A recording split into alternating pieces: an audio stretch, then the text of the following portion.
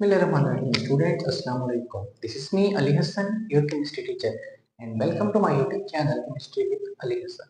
तो आज मैं 12th केमिस्ट्री चैप्टर नंबर 2 उसका पहला लॉन्ग क्वेश्चन जो है पिकुलियर बिहेवियर ऑफ लिथियम उसको आप लोगों के साथ डिस्कस करने जा रहा हूँ। स्टूडेंट्स के टॉपिक स्टार्ट करने से पहले आपको पता होना चाहिए कि पिकुलियर वर्ड का मीनिंग क्या होता है। पिकुलियर वर्ड का मीनिंग होता है यूनिक, डिफरेंट, अजीबोगरीब, मुख्तलिफ, ऐसा एलिमेंट जो अपने बाकी ग्रुप मेंबर से डिफरेंट बिहेव करे और उसकी प्रॉपर्टीज बाकी एलिमेंट से टोटली डिफरेंट हो, उसके लिए हम टर्म यूज करते हैं पिकुलियर की। आप इसको बिल्कुल ऐसे भी समझ सकते हैं कि अगर आप अपनी सोसाइटी में देखें तो जो मोस्टली बॉयज हैं उनकी प्रॉपर्टीज जो है या उनकी जो हैबिट्स हैं वो काफी मिलती जुलती होती हैं, और कुछ बॉयज ऐसे होते हैं जो टोटली डिफरेंट होते हैं जिन्हें हम सोसाइटी में सख्त लोंडों का नाम देते हैं। तो सख्त लौंडे जो है अपनी दुनिया में गुम होते हैं, इनको किसी चीज में भी इंटरेस्ट नहीं होता, ना किसी और चीज में, ना गेम्स में और ना ही गर्ल्स में। तो आप लिथियम को भी कुछ इस तरह का समझ सकते हैं। तो आज की इस वीडियो के अंदर हम जानेंगे कि लिथियम ऐसा क्यों बिहेव कर रहा है। क्या वाकई लिथियम का भी दिल टूटा है या लिथियम को भी कोई छोड़ कर गई है? अगर ऐसा है तो कोशिश करेंगे लिथियम को वो चीज जो है या जिस जो इसको छोड़ कर गई है उसको इसकी जिंदगी के अंदर वापस ला सके। ताकि हमें दिल से बहुत ज़्यादा दुख है लिथियम के लिए कि जो चीज़ लिथियम को इतना ज़्यादा चेंज कर गई है वो क्या हो सकती है।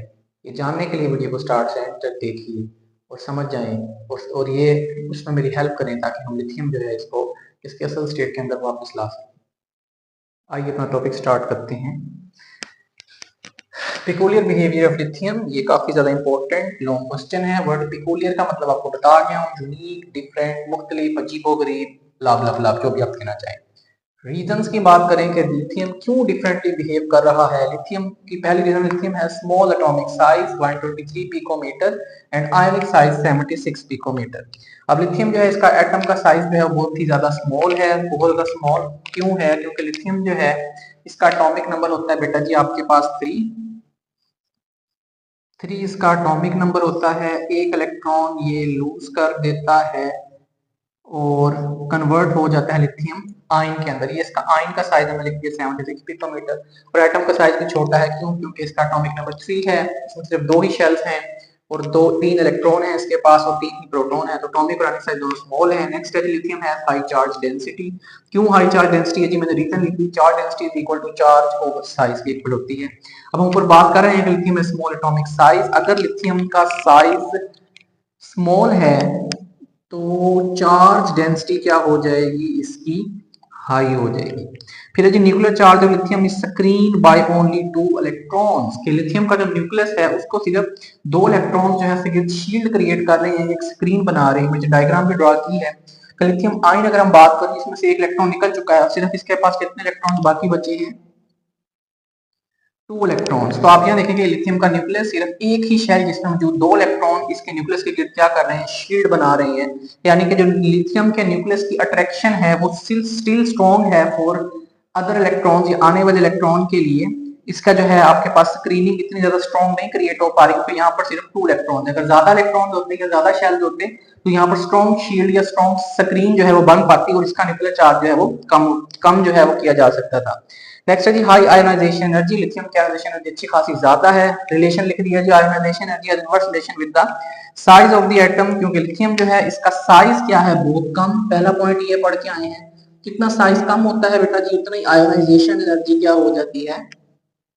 हाई हो जाती है। नेक्स्ट पॉइंट है कि lithium is less electropositive than it other members. वैसे तो लिथियम जो है मेटल है और मेटल जो है वो इलेक्ट्रोपॉजिटिव बिहेवियर शो करती है। इलेक्ट्रोपॉजिटिव का मतलब इलेक्ट्रॉन लूज करने के बाद पॉजिटिव चार्ज का आना।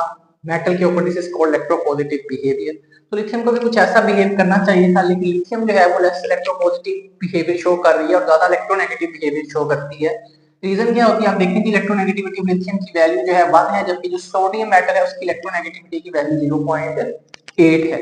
तो इलेक्ट्रॉन को अपनी तरफ अट्रैक्ट करने की एबिलिटी लिथियम के अंदर ज्यादा है, लूज करने की एबिलिटी इसके पास कम होती है। फिर जी पॉइंट अपना मेन डिफरेंसेस की तरफ बढ़ते हैं। Differences of lithium from other alkyl metals. क्या डिफरेंस के पॉइंट्स हैं या क्या डिफरेंसेस हैं जिस तरह से लिथियम अपने बाकी मेंबर से डिफरेंट बिहेव कर रहा है? पहला पॉइंट है जी हार्डनेस का।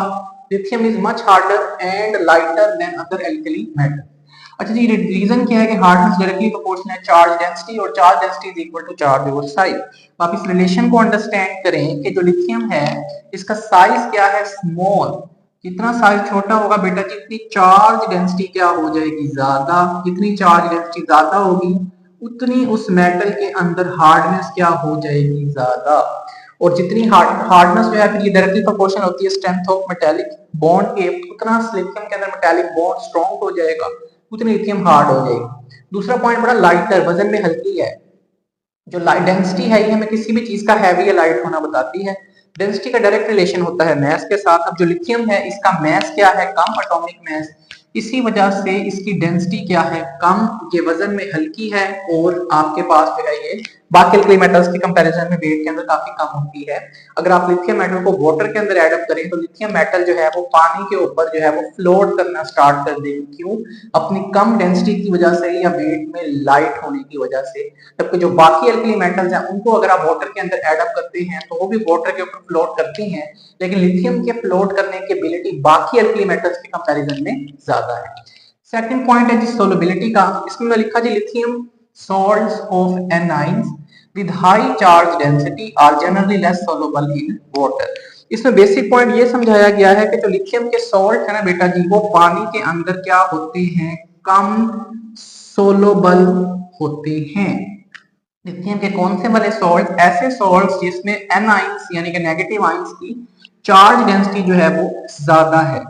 अब इसको मैं आपको समझाता हूं।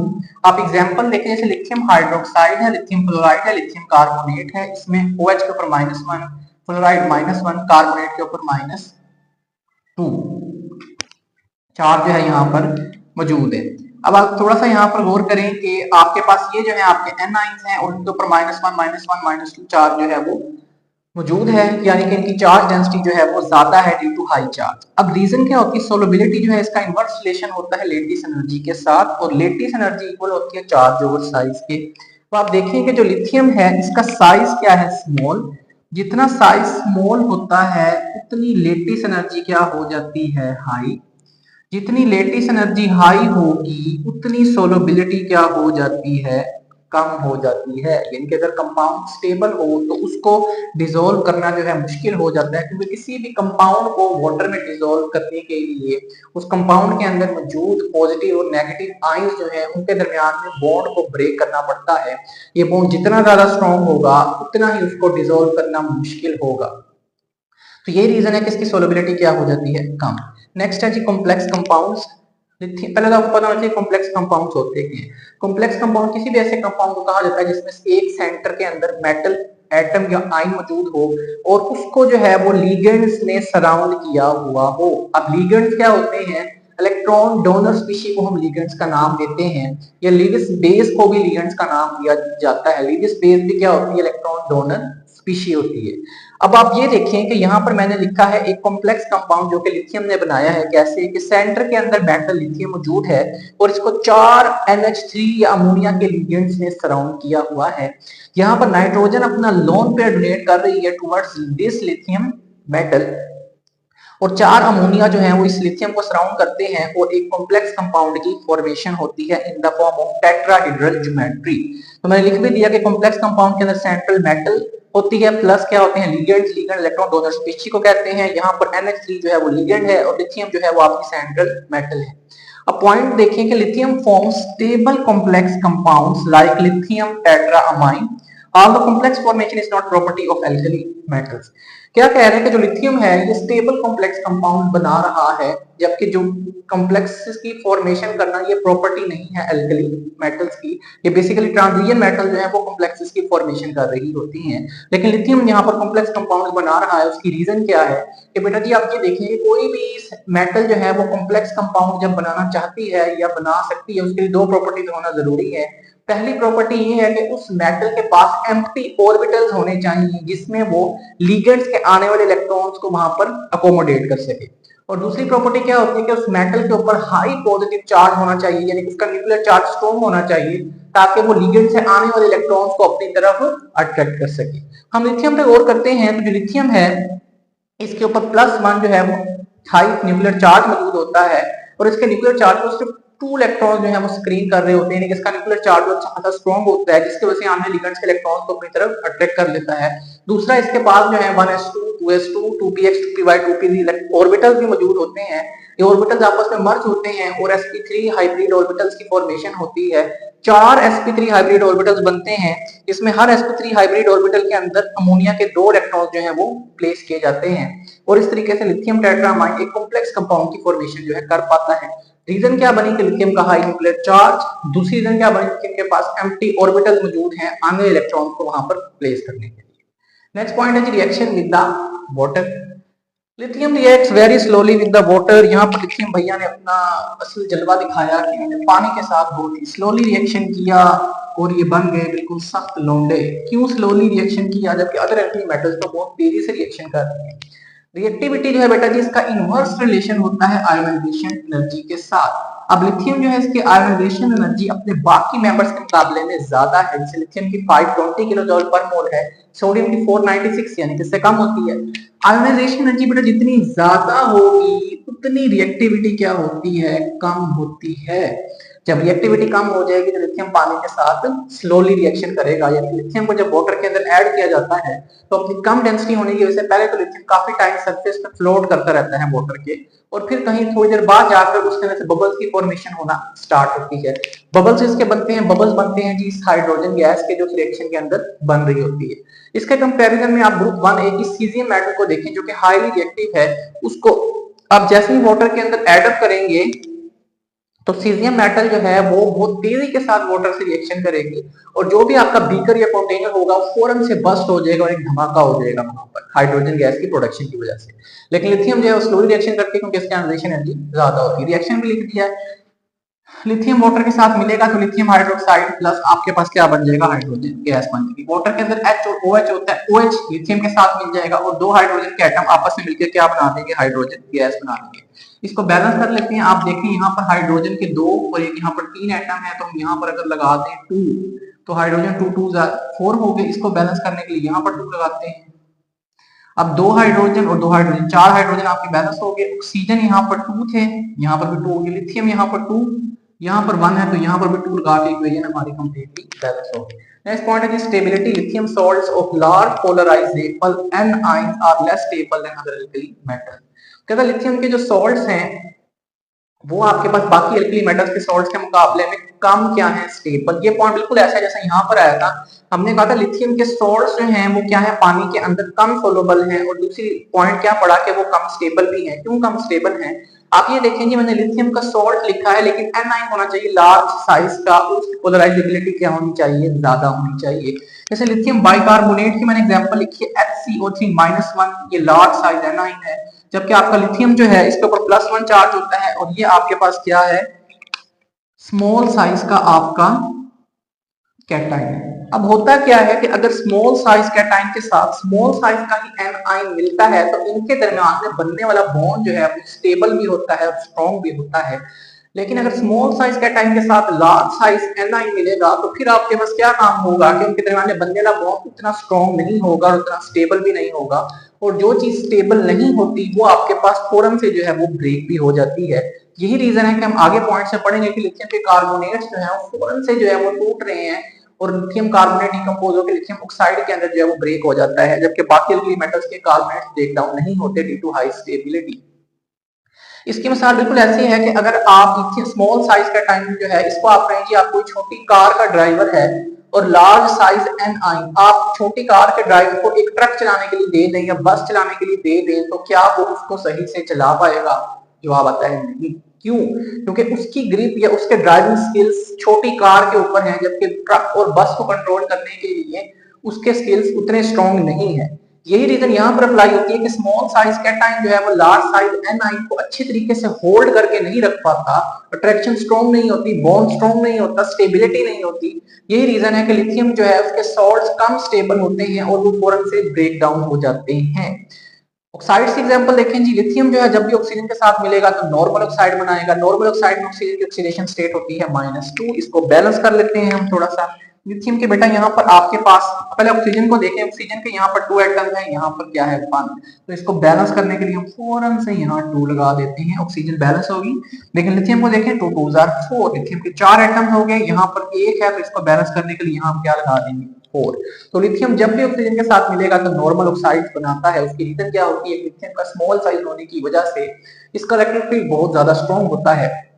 जैसे ही ऑक्सीजन का एटम -2 चार्ज लेके इसके करीब आता है तो लिथियम फौरन से इसको कैप्चर करके अपने साथ मिला लेता है और बना देता है नॉर्मल ऑक्साइड। इसके कंपैरिजन में सोडियम और पोटेशियम के करीब जब ऑक्सीजन के एटम जाते हैं तो ये पर ऑक्साइड और सुपर ऑक्साइड बनाते हैं। उसकी रीजन क्या होती है कि आप देखिए कि इन्होंने 2 ऑक्सीजन एटम्स को अपने साथ अटैच किए हैं। सोडियम और पोटेशियम साइज में बड़े होते हैं, साइज में बड़े होने की वजह से इनका जो इलेक्ट्रिक फील्ड है या जो इनका पॉजिटिव चार्ज है वो लिथियम के मुकाबले जितना स्ट्रॉन्ग नहीं होता। इसलिए ये होता है कि जब एक ऑक्सीजन का एटम इनके करीब आता है तो इसको अपने साथ अटैच करते हैं, जब दूसरा करीब आता है तो उसको भी अपने साथ अटैच कर लेते हैं। इसी वजह से ये परऑक्साइड और सुपरऑक्साइड्स की फॉर्मेशन कर देते हैं। अच्छा, आपने ध्यान में रखना है कि परऑक्साइड्स के अंदर ऑक्सीजन की ऑक्सीडेशन स्टेट होती है बेटा जी -1 और सुपरऑक्साइड में ऑक्सीजन की ऑक्सीडेशन स्टेट होती है -1/2। अब इसको बैलेंस कर लेते हैं जी। सोडियम के यहाँ पर 2 एटम्स हैं, यहाँ पर 1 है, तो इसको बैलेंस करने के लिए यहाँ हम लगा देते हैं 2। ऑक्सीजन के यहाँ पर 2 एटम्स हैं, यहाँ पर भी 2 है। सुपर ऑक्साइड में देखें जी, ऑक्सीजन के यहाँ पर 2 एटम, यहाँ पर भी 2, पोटेशियम 1 पोटेशियम 1, तो ये आपके पास ऑलरेडी बैलेंस इक्वेशन है। फिर बढ़ते हैं जी हाइड्राइड्स की तरफ। हाइड्राइड्स क्या होते हैं, हम चैप्टर नंबर 1 के अंदर पढ़ आए हैं कि जब भी हाइड्रोजन के साथ कोई और एलिमेंट मिलता है तो हाइड्राइड्स की फॉर्मेशन होती है, और जब लिथियम हाइड्रोजन के साथ मिलेगा तो लिथियम हाइड्राइड एक आयनिक हाइड्राइड जो है वो बनता है। Lithium hydride is more stable than hydrides of other alkyl metal. इसकी एक सिंपल सी रीजन तो ये है कि लिथियम हाइड्राइड में लिथियम और हाइड्रोजन के दरमियान में आयनिक बॉन्ड मौजूद है, और ionic bond is a strong bond, that is the reason कि लिथियम हाइड्राइड जो है वो ज्यादा स्टेबल है। दूसरी रीजन जो है वो क्या है, stability directly proportional to lattice energy, और लेटिस एनर्जी इक्वल होती है चार्ज ओवर साइज के। इस रिलेशन को अगर हम देखें तो हम कहते हैं जी जो लिथियम है इसका साइज क्या है आपके पास स्मॉल, जितना साइज छोटा होगा उतनी लेटिस एनर्जी क्या हो जाएगी ज्यादा, जितनी लेटिस एनर्जी ज्यादा होगी उतनी स्टेबिलिटी भी क्या होगी ज्यादा। यही रीजन है कि जो लिथियम हाइड्राइड हैं ये बाकी एल्कली मेटल्स के हाइड्राइड के कंपैरिजन में ज्यादा स्टेबल होते हैं। लिथियम का साइज भी स्मॉल होता है, हाइड्रोजन का साइज भी स्मॉल होता है, दोनों के दरमियान में स्ट्रॉन्ग अट्रैक्शन डेवलप होती है, स्ट्रॉन्ग बॉन्ड क्रिएट होता है, यही लिथियम हाइड्राइड को स्टेबल बनाता है।